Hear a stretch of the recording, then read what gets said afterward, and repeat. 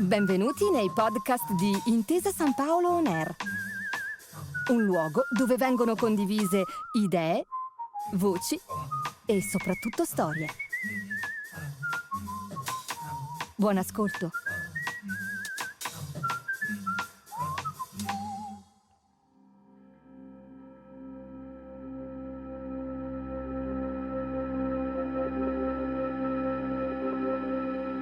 Trent'anni dopo, Primo Levi e le sue storie, a cura di Arianna Marelli, voce narrante Elena Russo Arman, letture di Joelle Dix, Sonia Bergamasco e Fabrizio Giffuni.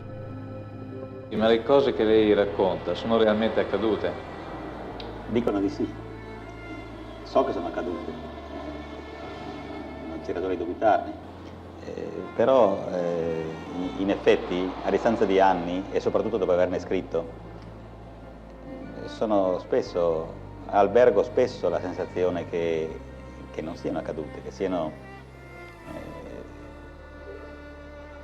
romanzo. E quindi mi accade di provare il bisogno di andare a cercare qualcun altro, a cercare altri testimoni per rinfrescare queste cose, per verificarle. E devo dire che la verifica funziona, sono cose veramente accadute.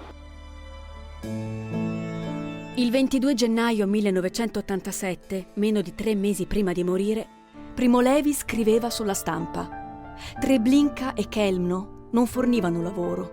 Non erano campi di concentramento, ma buchi neri, destinati a uomini, donne e bambini colpevoli solo di essere ebrei e da cui nessuno è uscito vivo. I buchi neri, di cui molto si parlava in quei primi anni '80, sono una metafora perfetta per Levi. Non emettono luce, anzi la inghiottono, negando qualsiasi informazione diretta su di sé. Il suo ritorno a casa, dopo aver giaciuto sul fondo, passerà attraverso la riappropriazione della parola e del pensiero negati, e la letteratura ne sarà la forma. Il ricordo di Stefano Levi della Torre, pittore, saggista e lontano parente di Primo Levi. Ricordo insomma della sua presenza e che arrivava con questa sua fisionomia molto fine, questa parola anche molto calma, però aveva un odore strano che probabilmente veniva dal laboratorio di chimica dove lavoravano, e allora mi sembrava un buono spunto per dire com'era lui e com'era la sua testimonianza, cioè del fatto di mettere insieme sia la sua finezza, diciamo, intellettuale e culturale, sia questo odore anche sgradevole delle cose di cui trattava. Il veleno da essi usato nelle camere a gas era costituito dal prodotto detto Zyklon B. Questa sostanza non veniva prodotta per tale uso, veniva fabbricata come antiparassitario e disinfettante, in particolare per liberare dai topi le stive delle navi e i magazzini. Era costituita da acido prussico, addizionato di sostanze irritanti e lacrimogene, allo scopo di rendere più sensibile la presenza in caso di fughe o rotture degli imballaggi in cui veniva contenuta. Di conseguenza è da presumersi che l'agonia degli sventurati destinati alla morte doveva essere incredibilmente dolorosa. Dai cadaveri degli eliminati venivano estratte le protesi dentarie in oro e venivano loro rasi i capelli, che venivano conservati a parte per usi tuttora non precisati. Le ceneri dei loro corpi venivano utilizzate come fertilizzante agricolo. In fede, Primo Levi. Io sono un anfibio, un centauro, diceva Levi di sé. Sono diviso in 2 metà. Una è quella della fabbrica, sono un tecnico, un chimico. Un'altra invece è totalmente distaccata dalla prima ed è quella nella quale scrivo, rispondo alle interviste, lavoro sulle mie esperienze passate e presenti. Sono proprio 2 mezzi cervelli. Dall'urgenza della testimonianza di Auschwitz, che ci restituisce in prima persona, indagando le zone grigie dell'animo umano, Levi infatti è anche capace di storie di invenzione, fantasiose e piene di un'ironia allegra. Jonathan Safran Foer. È uno scrittore importante e anche molto bello, proprio il suo modo di costruire la frase, la scelta delle parole, come struttura la storia. È quasi un peccato che ci sia la sua autobiografia, per quanto straordinaria, perché credo che non abbia permesso di apprezzarlo fino in fondo come scrittore. Domenico Scarpa, uno dei maggiori esperti del Novecento italiano. Primo Levi è un uomo attento, onesto e spiritoso. Credo che siano i 3 aggettivi che fra tutti si possono scegliere. Marco Belpoliti ne ha curato le opere complete per Einaudi. Levi appare come una sorta di poliedro perché ha tante facce, tanti aspetti che non sono semplici da tenere insieme. Perché ovviamente oltre al testimone e allo scrittore c'è l'antropologo, il linguista, c'è anche un filosofo, lo storico. Ci sono molti aspetti di questa personalità, possiamo dire letteraria, artistica e anche umana. E in breve raggiunse le dimensioni di un barattolo e allora si vide che era proprio un barattolo. E più precisamente un barattolo di vernice, litografato esternamente a righe di colori vivaci. Tuttavia non pareva che contenesse vernice, perché a scuoterlo ticchettava. Mi incitarono ad aprirlo e dentro c'erano diverse cose che allineai davanti a me sul tavolo. Un ago, una conchiglia, un anello di malachite, vari biglietti usati del tram, treni, vaporetti, aerei, un compasso, un grillo morto e uno vivo e un pezzetto di brace che però si spense quasi subito. L'opinione di Giulia Cogoli. Il primo Levi più conosciuto è quello di Auschwitz, è quello che tutti abbiamo letto, amato, studiato a scuola, ma in realtà la sua è una scrittura molto ampia, sterminata direi quasi. Lui ha scritto di animali, ha scritto racconti di fantascienza, poesia, saggi, ha scritto di moltissime cose. Si impone subito una precisazione. Scrivere non è propriamente un mestiere, o almeno a mio parere. Non lo dovrebbe essere. È un'attività creativa e perciò sopporta male gli orari e le scadenze, gli impegni con i clienti e i superiori. Tuttavia scrivere è un produrre, anzi un trasformare. Chi scrive trasforma le proprie esperienze in una forma tale da essere accessibile e gradita al cliente che le leggerà. Le esperienze, nel senso vasto, le esperienze di vita, sono dunque una materia prima. Lo scrittore che ne manca lavora a vuoto. Crede di scrivere, ma scrive pagine vuote. Il 19 ottobre 1945 Primo Levi fa ritorno a Torino. È uno dei 20 sopravvissuti dei 650 ebrei italiani arrivati con lui ad Auschwitz. È gonfio, barbuto e lacero. Si sente più vicino ai morti che ai vivi. Trova la sua casa, in corso Re Umberto 75, quasi integra e la sua famiglia quasi al completo. Quella mattina sui giornali c'è una notizia che lo riguarda. Il giorno prima, il Tribunale internazionale dei vincitori della guerra, Gran Bretagna, Stati Uniti, Francia e Russia, ha aperto il processo contro i capi nazisti. Passerà alla storia come il processo di Norimberga. Walter Cronkite, che poi diventerà uno dei più famosi anchorman della CBS, era corrispondente a Norimberga per gli americani.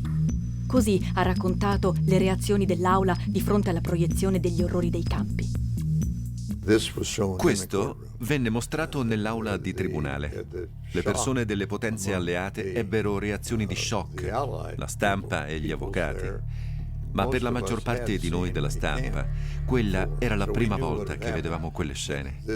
Anche se molti di noi avevano visto i campi, sapevano cos'era successo. Ma questa concentrazione di immagini e il sapere che gli imputati la vedevano forse non per la prima volta, perché sapevano cosa accadeva. Ma la realizzazione che il mondo ora stava vedendo queste scene terribili, di questo erano ovviamente colpiti. E poi l'abbiamo rivissuto a lungo nei nostri sogni. sentendo proprio chi aveva commesso questi crimini raccontare bugie.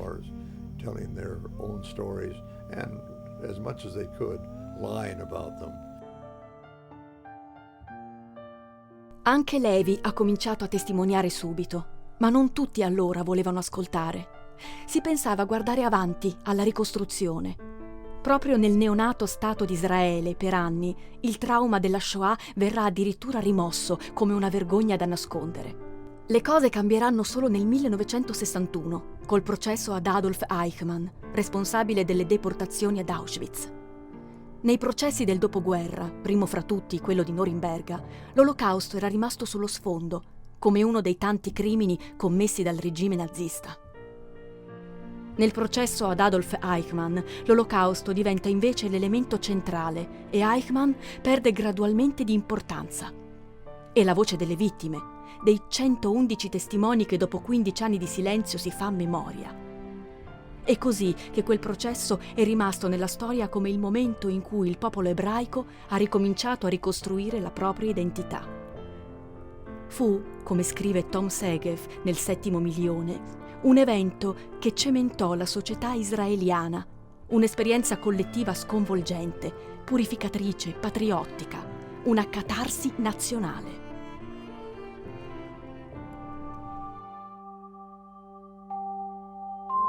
Ma alla fine della Seconda Guerra Mondiale, tutto, anche la parola, è in crisi. Dopo Auschwitz non si possono più scrivere poesie, sostiene il filosofo Theodor Adorno. La risposta di Levi è un'altra. Per lui, dopo Auschwitz, non solo si deve fare poesia, ma la si deve fare proprio su Auschwitz. Levi si è ribellato al silenzio con la forza di una parola chiara e distinta. E quel racconto della Shoah, fatto fin dal primo giorno, lo accompagnerà per tutta la vita. Marco Belpoliti. Levi è anche il testimone che va nelle scuole. È abbastanza incredibile oggi pensare che un uomo come lui, che aveva poco tempo per scrivere, che lavorava in questa fabbrica di vernici lattiva, andava nelle scuole elementari, anche con i bambini, con i ragazzini, insomma.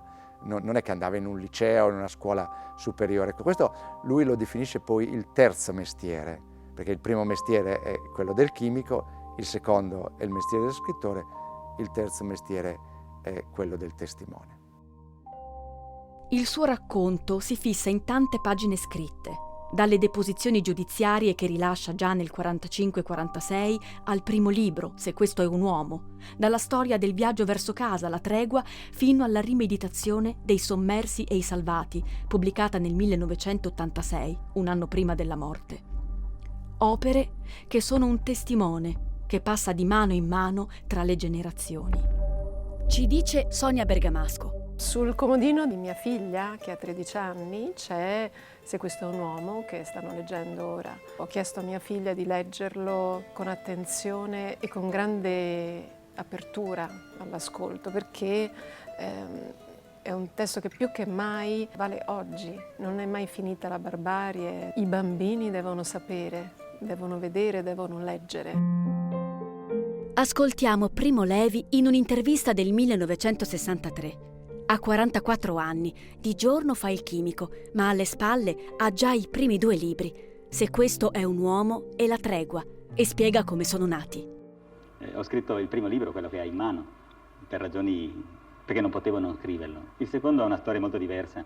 Il secondo è nato 15 anni dopo ed è la stesura dei racconti che ho fatto centinaia di volte, perché mi piace molto raccontare, agli amici e a tutti quelli che mi capitavano a tiro. Levi ha 24 anni ed è partigiano tra le montagne della Val d'Aosta quando è catturato dai fascisti all'alba del 13 dicembre 43. Nell'interrogatorio si dichiara ebreo, temendo di venire ucciso subito se si fosse presentato come dissidente politico. In realtà la sua origine ebraica non era particolarmente importante per lui, o almeno non lo era stata fino alle leggi razziali del 1938. Resterà per Levi un punto di interesse culturale, legato alle proprie radici, più che una prospettiva religiosa o politica. Ma nel pieno della guerra, proprio questa identità è determinante. Significa la deportazione nel campo di concentramento di Fossoli, vicino a Modena. E da lì, il 22 febbraio 1944, Levi parte in treno con tutti gli altri prigionieri ebrei verso una destinazione allora misteriosa, Auschwitz. Joelle Dix. Io cerco di essere il più possibile fedele al suo tono. Spero di essere in grado di riprodurre in qualche modo, se è riproducibile, quell'asciuttezza, quell'assenza di retorica che lui ha totale. Ciò non toglie che ci sono delle parti che mi fanno commuovere. Ce n'è una sulla quale non riesco quasi mai a non fare una piccola frenata, che è quando lui racconta, proprio nel primo capitolo di Se questo è un uomo, come si preparano tutti a partire, e racconta delle mamme che preparano cose per dei bimbi, gli preparano da mangiare e gli lavano le cose, per cui dice alla mattina sul filo spinato ci sono tutte le cose dei bambini appese ad asciugare. Quella è una roba che faccio fatica. I vagoni erano 12 e noi 650. Nel mio vagone eravamo 45 soltanto, ma era un vagone piccolo. Ecco dunque, sotto i nostri occhi, sotto i nostri piedi, una delle famose tradotte tedesche, quelle che non ritornano, quelle di cui fremendo e sempre un poco increduli avevamo già spesso sentito narrare. Proprio così, punto per punto.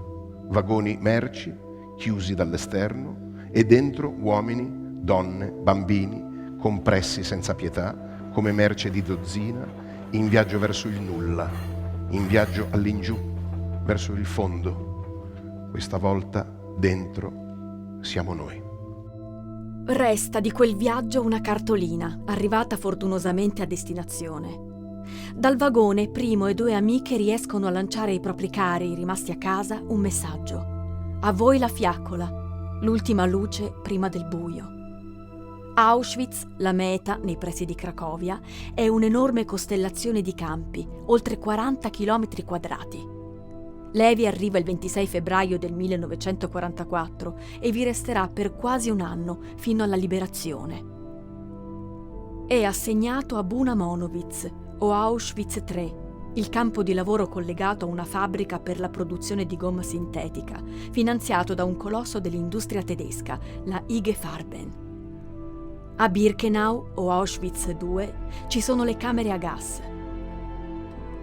Nel complesso di Auschwitz furono deportate 1.300.000 persone. Si salvarono in 200.000. Il lager è il luogo dell'assurdo, dove, lo racconterà Levi stesso in un'intervista, chi è pugile diventa cuoco perché sa proteggere la zuppa. Il luogo dell'inutile, dove pur con tutto il lavoro forzato non si produrrà neanche un grammo di gomma. Soprattutto il lager è per Levi il luogo del caso, dove si è vivi e morti non per una ragione, ma quasi per il lancio di una moneta. A poco prevale il silenzio. E allora, dalla mia cuccetta, che è al 3° piano, si vede e si sente che il vecchio Kuhn prega ad alta voce, col berretto in testa e dondolando il busto con violenza. Kuhn ringrazia Dio perché non è stato scelto. Kuhn è un insensato. Non vede nella cuccetta accanto Beppo il greco che ha 20 anni e dopodomani andrà in gas, e lo sa, e se ne sta sdraiato e guarda fisso la lampadina senza dire niente e senza pensare più niente. Non sa Kuhn che la prossima volta sarà la sua? Non capisce Kuhn che è accaduto oggi un abominio che nessuna preghiera propiziatoria, nessun perdono, nessuna espiazione dei colpevoli, nulla insomma che sia in potere dell'uomo di fare potrà risanare mai più? Se io fossi Dio, sputerei a terra la preghiera di Kuhn. È la grande selezione dell'inverno 1944, un esame di idoneità che dura il tempo di un'occhiata. Tutti vengono passati in rassegna, anche Levi, primo, matricola 174.517. Uno sguardo distratto decide il destino di un uomo. Come tutti, sono passato con passo energico ed elastico, cercando di tenere la testa alta, il petto in fuori e i muscoli contratti e rilevati. Con la coda dell'occhio ho cercato di vedere alle mie spalle e mi è parso che la mia scheda sia finita a destra. Mano a mano che rientriamo nel dormitorio possiamo rivestirsi. Nessuno conosce ancora con sicurezza il proprio destino. Bisogna innanzitutto stabilire se le schede condannate sono quelle passate a destra o a sinistra. Il genetista Alberto Piazza.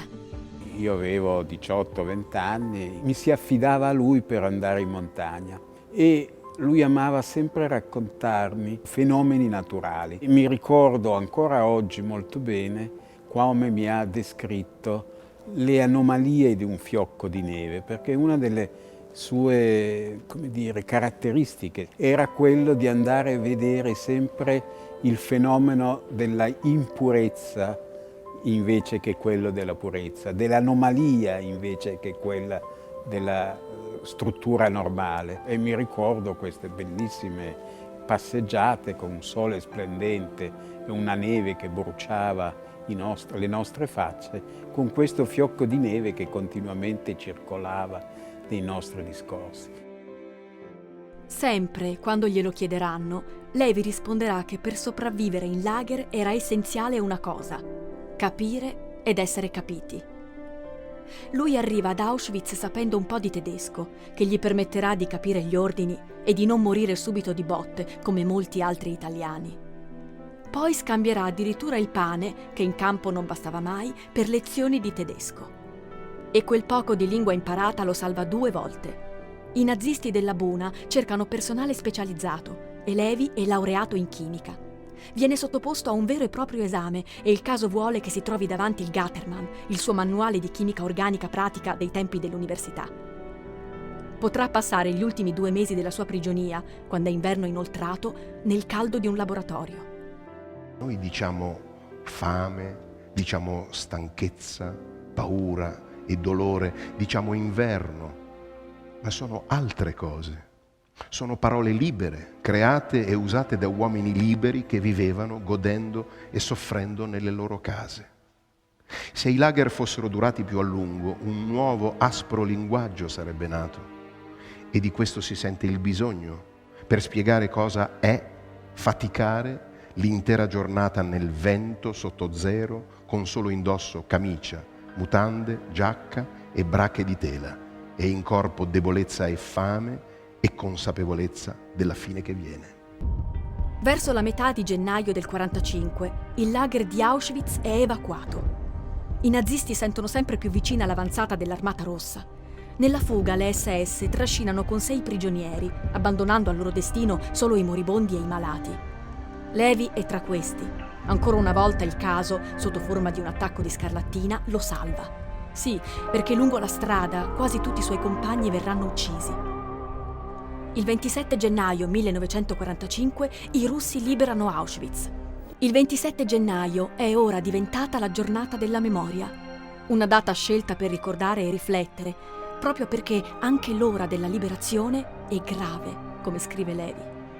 La prima pattuglia russa giunse in vista del campo verso il mezzogiorno del 27 gennaio 1945. Fummo Charles e io i primi a scorgerla.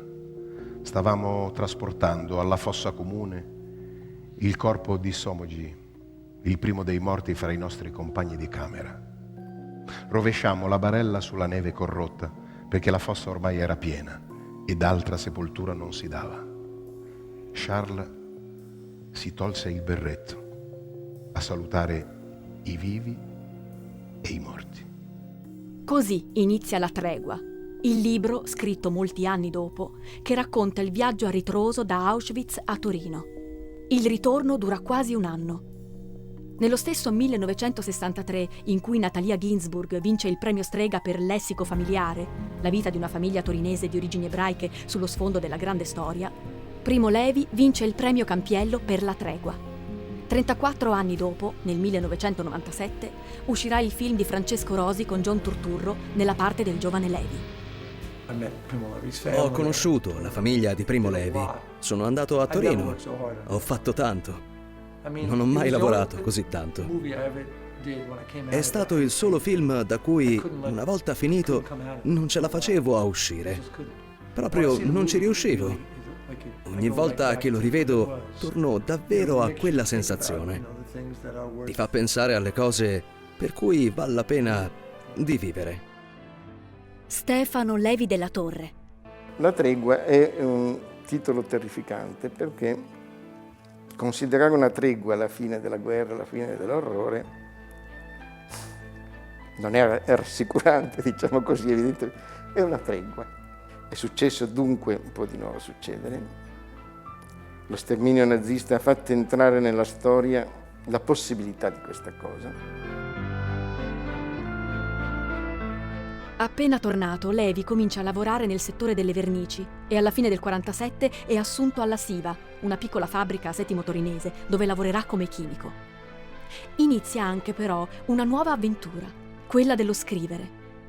Come dirà lui stesso, un libro gli cresceva tra le mani. È Se questo è un uomo. Ma l'accoglienza è fredda. Il dattiloscritto è respinto da alcuni grandi editori, tra cui Einaudi. Qui, a rifiutarlo, è proprio l'amica Natalia Ginzburg, ebrea, che per mano dei fascisti aveva perso il marito Leone. Anche in Italia, dunque, un doloroso silenzio, il desiderio di rimozione, copre all'inizio la testimonianza della Shoah. Solo nel 1958 Einaudi accoglierà tra i saggi l'opera di Levi, ben presto uno dei titoli più importanti del suo catalogo. Ma Se questo è un uomo trova comunque la sua strada. Esce nel 1947 per una piccola casa editrice, De Silva, di Franco Antonicelli, l'intellettuale antifascista che già negli anni 30 aveva fatto entrare in Italia il meglio della cultura internazionale, da Melville e Kafka a Topolino.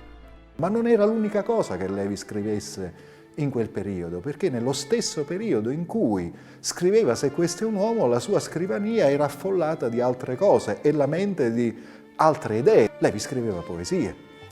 Scriveva la prima stesura di Argon, il primo racconto del sistema periodico, cioè la memoria del ceppo, della radice dei suoi padri ebraico-piemontesi. Scriveva, sembra incredibile, i primi racconti di fantascienza, i primi racconti di fabbrica. È anche il periodo in cui torna nella sua vita l'amore. Conosce una ragazza a cui molti anni dopo dedicherà ancora dei versi.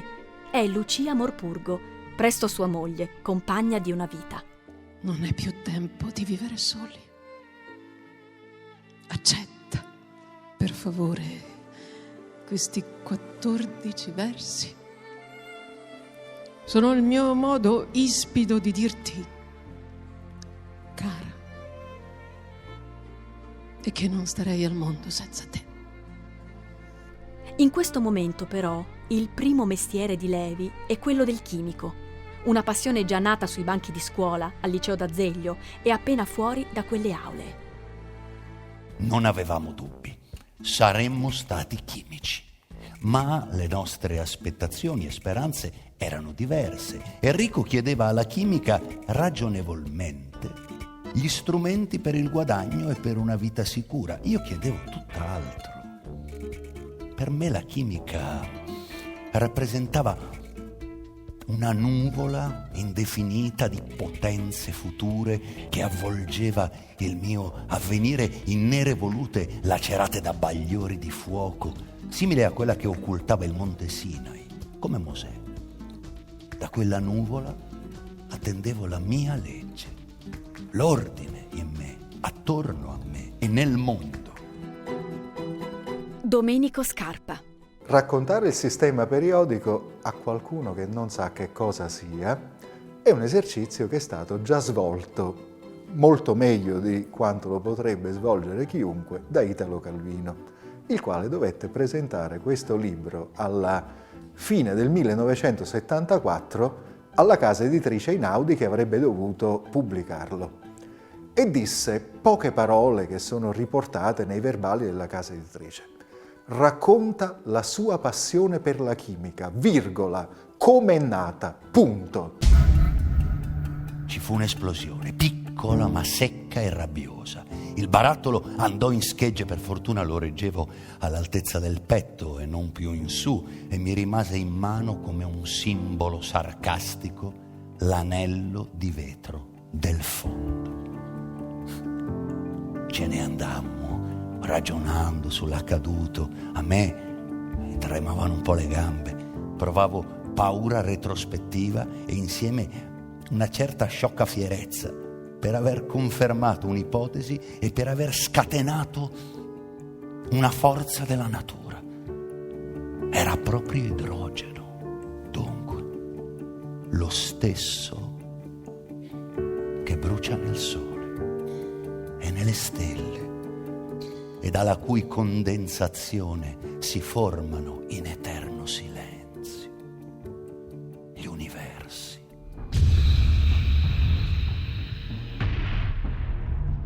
Senza Auschwitz Levi sarebbe stato uno scienziato, sarebbe stato un ricercatore e non un tecnico. Questa è un'ucronia naturalmente, una possibilità non sviluppata, è un ramo che è rimasto non secco ma monco, meglio un ramo che ha subito una torsione e si è sviluppato lungo un'altra linea, perché la persona che non ha potuto fare il ricercatore e lo scienziato è l'uomo il cui libro, Il sistema periodico, è stato giudicato dalla Royal Society il più bel libro di scienza che sia mai stato scritto in tutti i tempi. Nel 1984, circa 10 anni dopo l'edizione italiana, esce in America la traduzione del Sistema periodico. Saul Bellow, già premio Nobel per la letteratura, lo definisce un libro necessario. Comincia così la fortuna internazionale di Levi come scrittore. Nell'autunno dell'86, Philip Roth pubblica sulla New York Times Book Review una lunga intervista a Levi, che è anche un suo ritratto. Si intitola A Man Saved by His Skills, un uomo salvato dal suo mestiere. Roth scrive: si può considerare la tua intera fatica letteraria come tesa a restituire al lavoro il suo senso umano, redimendo la parola Arbeit dall'iridente cinismo con il quale i tuoi datori di lavoro di Auschwitz l'avevano sfregiata. E cita Faussone, l'operaio specializzato protagonista di un'altra opera felice di Levi, La chiave a stella, uscita nel 1978. Marco Belpoliti. La chiave a stella è un libro sul lavoro. Prima di tutto è questo, e c'è una frase che allora creò un piccolo scandalo in un momento in cui negli anni 70 il lavoro si era dequalificato. Il protagonista è un operaio specializzato, se possiamo dire così, è un artigiano, è un artista del derrick, delle gru, e conosce la felicità. L'argomento era centrale e mi sono accorto che Faussone lo sapeva.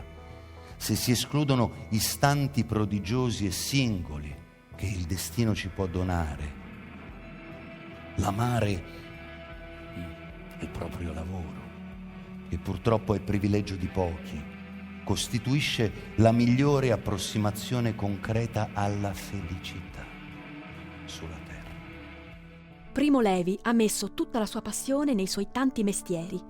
Per lui stare in laboratorio tra gli elementi, come alla scrivania a inventar storie, è davvero la migliore approssimazione possibile alla felicità. Non mi è affatto chiaro il motivo che ha spinto Gilberto a crearsi una seconda moglie e a violare così un buon numero di leggi divine e umane. Mi raccontò come se fosse la cosa più naturale, che era innamorato di Emma, che Emma gli era indispensabile e che perciò gli era sembrato una buona cosa averne due. Questa ironia vorrebbe anche un po' sciogliere quello che è un fantasma che è sempre incombente, ed è la manipolazione dell'uomo. C'è questo sfondo è sempre che l'uomo è un oggetto che può essere manipolato dagli scienziati o da se stesso, come nel caso del mimete. Insomma, è anche questo racconto molto comico, ironico, perché c'è questo personaggio che riproduce con questa macchina, insomma, che sembra una macchina in 3D, quelle che oggi sono anche abbastanza consuete, riproduce la propria moglie e quindi si trova in una sorta di triangolo. Gilberto è un asso, disse. Ha sistemato tutto in un batter d'occhio. Me ne compiaccio e ti elogio per la tua modestia. D'altra parte era ora che tu mettessi testa a partito. No, guarda, non mi hai capito, non stavo parlando di me, parlo di Gilberto I. È lui che è stato un asso. Io, modestamente, gli somiglio parecchio, ma in questa faccenda non ho molti meriti. Esisto da domenica scorsa solamente. Ricorda il genetista Alberto Piazza. 10-15 anni prima che morisse, era molto interessato al problema dei test genetici sul DNA e continuamente mi telefonava anche per chiedermi: ma che cosa ne pensi, che cosa pensi di fare, che cosa dobbiamo fare. Direi che aveva una visione molto equilibrata, molto attenta a non, scoraggiare la ricerca scientifica, nella quale lui ha sempre creduto, ma a porsi il problema, direi, della responsabilità dello scienziato. Il senso morale di Levi sta anche in un'attenzione acuta e gentile per la realtà. Con sguardo da antropologo osserva i giochi dei bambini, studia come un linguista la storia delle parole, guarda le cose che lo circondano addirittura con la lente dell'archeologo. E le sue osservazioni di appassionato dilettante diventano articoli pubblicati sulla stampa. È una firma seguita dai lettori, come quando spiega ai torinesi la loro città analizzando i marciapiedi, oppure racconta la natura, minacciata dall'inquinamento. Il mio vicino di casa è robusto. È un ippocastano di Corso Re Umberto. Ha la mia età, ma non la dimostra. Alberga passeri e merli e non ha vergogna in aprile di spingere gemme, foglie, fiori fragili a maggio. A settembre ricci dalle spine innocue con dentro lucide castagne tanniche. È un impostore, ma ingenuo. Vuole farsi credere emulo del suo bravo fratello di montagna, signore di frutti dolci e di funghi preziosi. Non vive bene.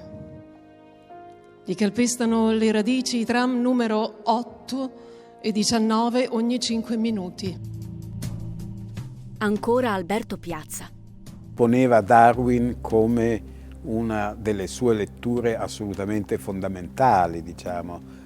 Però tanto non ne ha mai parlato tanto. Forse uno dei pochi commenti che a Darwin fa è proprio il fatto che in Darwin l'animale e l'uomo sono posti assolutamente sullo stesso piano, no?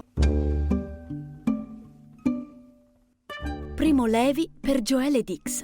Il mio Primo Levi è un Primo Levi vitale, attaccato alla vita.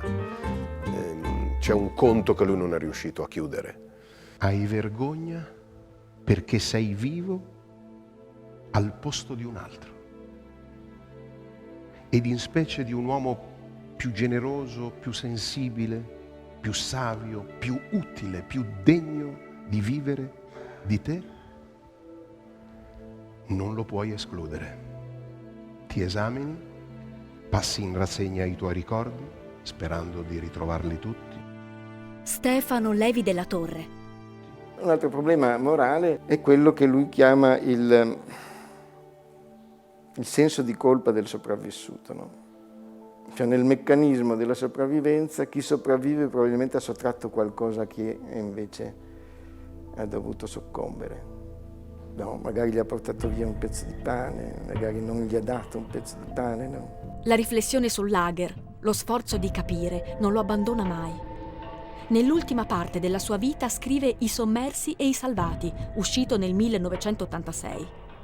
Un libro capitale della nostra epoca. È l'estrema rielaborazione del proprio vissuto all'ombra di quella traumatica esperienza. Ne fanno parte le fragilità della memoria, i dubbi sul valore della propria testimonianza, necessariamente parziale perché non ha toccato il fondo, le indagini su quel paesaggio di ambiguità morali che lui chiama la zona grigia. John Turturro. C'è un capitolo su come una persona può essere l'oppresso e diventare l'oppressore, e su come si può essere sedotti dal potere. Evitando semplificazioni e facili risposte, Levi si interroga sulla responsabilità. Anche nelle aule giudiziarie, durante i processi ai nazisti, si dibatteva lo stesso problema. Benjamin Ferencz, procuratore USA a Norimberga contro le Einsatzgruppen, le spietate squadre della morte, ricorda: Quando il Tribunale Militare Internazionale era riunito, divenne presto chiaro che sarebbe stato impossibile per qualunque governo perpetrare crimini di tale enormità, uccidere milioni di persone senza l'appoggio di tutti gli strati della società umana. All'inizio degli anni '80, Levi torna anche per la seconda volta da uomo libero ad Auschwitz. Di quel viaggio rimangono parole e immagini, catturate da Emanuele Ascarelli e dal regista Daniel Toaf. Che effetto le ha fatto stamattina tornare per questo viaggio partendo da un albergo di lusso per stranieri? Di una dislocazione, vorrei quasi dire una slogatura, insomma, una cosa impossibile che invece avviene. Ricordo soprattutto i suoi silenzi, il suo sguardo fisso, dirà Emanuele Ascarelli anni dopo, ripensando a Levi di nuovo in quel luogo. Un silenzio intimo che è controparte ineliminabile delle sue tante e lucide parole. Fabrizio Gifuni. È ovvio che se leggiamo Se questo è un uomo, diciamo, l'aderenza di quelle parole con l'esperienza del corpo è, come dire, di un'immediatezza sconvolgente. Nel secondo mestiere, nel mestiere di scrittore di Levi, quelle tracce si nascondono, si inabissano, ma restano, cioè la traccia resta.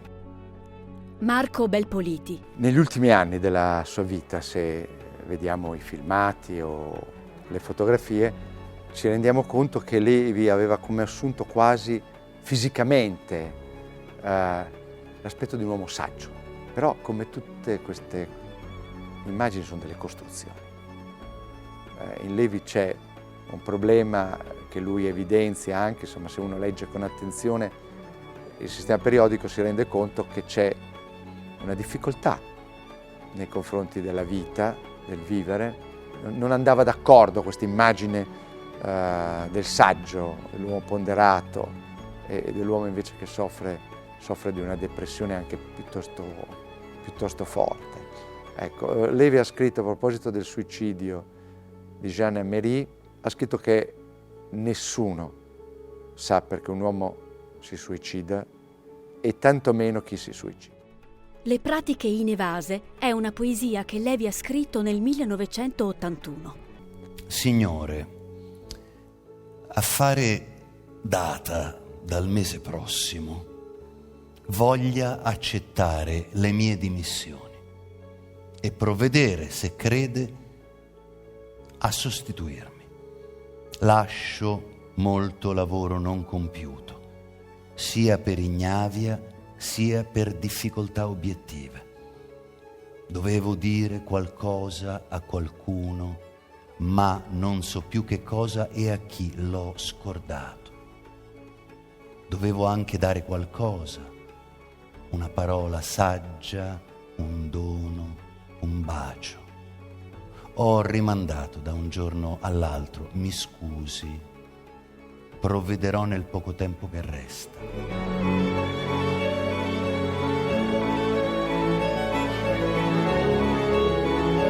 L'11 aprile 1987 Levi si suicida gettandosi dalle scale della sua casa. 3 giorni dopo sulla Stampa è pubblicata la lettera che Mario Rigoni Stern dedica all'amico appena scomparso. Si conclude così. Ieri, caro Primo, era una giornata splendida di primavera, ma io piangevo perché tu te ne eri andato. Oggi il cielo è velato e un temporale gira per le montagne, ma non piango più perché ho nel cuore il tesoro che tu mi hai lasciato e che mi aiuta a essere meno stupido e meno cattivo. Ciao Primo, arrivederci tra quelle nostre montagne nascoste. Te lo voglio dire, anche se tu sorridi mesto a questo mio arrivederci.